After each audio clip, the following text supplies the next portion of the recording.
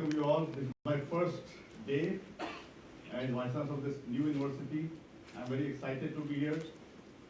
I've had a very different kind of career, as you might have seen. I have worked in India and US. I've been educated in best universities in India and US, and I worked in different labs across the country.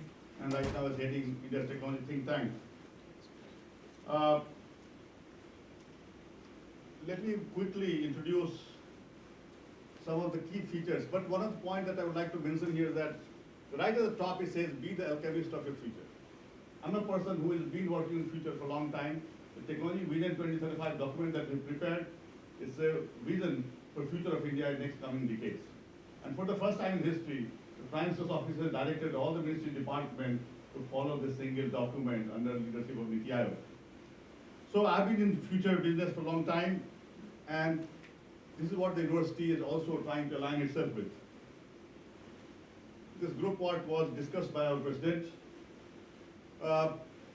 The vision of the institute, it says to create a vibrant learning environment by fostering innovation, creativity, experiential learning based on research that focuses on globally relevant innovative areas. Now today the world is globally connected. Even if we are living in India, we are globally connected. You may not have done that because today through internet, through television, we are all connected together.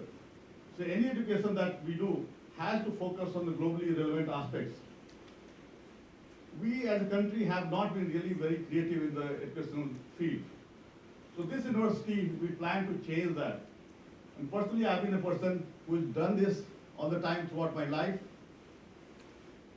I was educated in physics, but today I work on brain-computer interface.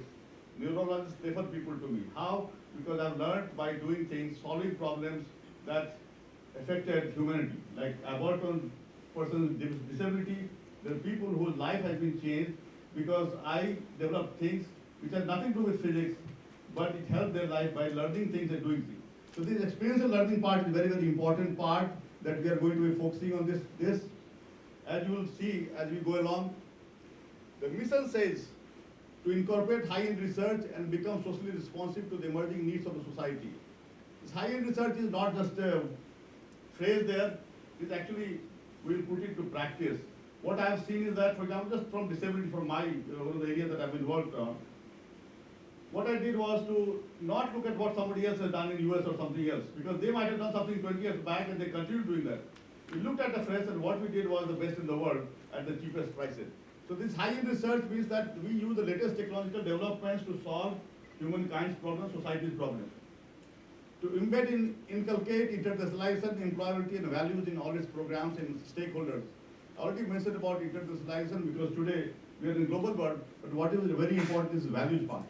The values part is very important because we have to be sensitive to the society, to the people around us, and that is something that we want to focus on.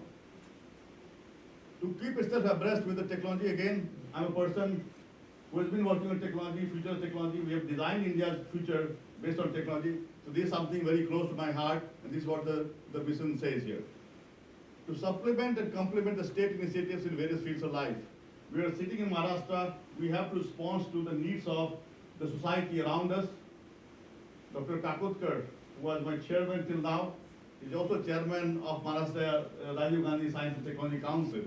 And I had a meeting with him there for yesterday, and we planned to do a lot of things that he's been working. The university will be associated with that.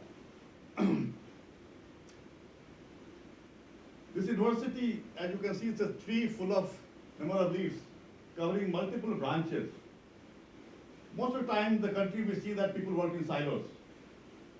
We want to work with the strength of these various disciplines to create a unique environment, and today everything interdisciplinary. My own life has seen this, although I educated in physics, but I work with technology, work in different areas. So today that is what we want to put into practice. Some of the highlights, I'm not going to go into details, but one of the key features is skill development part is very important for employability. In fact, just now I was waiting for you, I got a call from the Institute of Skill Development. So they want me to participate in 2 ways, to develop the skills for advanced technology and to use advanced technology for skill development. So not only will do school development, also develop technology in the thing. So I just told them that ministry, this is the ministry at central level, that the university will participate in this process. So you will see that is coming, that international collaborations are very important. We already have a number of collaborations on the done, but we will expand this, and I've had number of international experience. We will use that. For this purpose, the foreign language courses have been also planned to make this possible. You can see here saying 50% learning through practical. This is working with hand, and that is going to be very important. We would use technology like 3D printing, for example, which already exists in the campus. This is going to impact most of the educational disciplines that we are seeing there. To do assessment of skills, I've been working on developing artificial intelligence-based system to do skill assessment. In 1 or 2 years' time, we plan to put that into the university. We are aware of the best practices across the world. We'll be following most of them. So, slightly difficult to read from here. Let me come this side.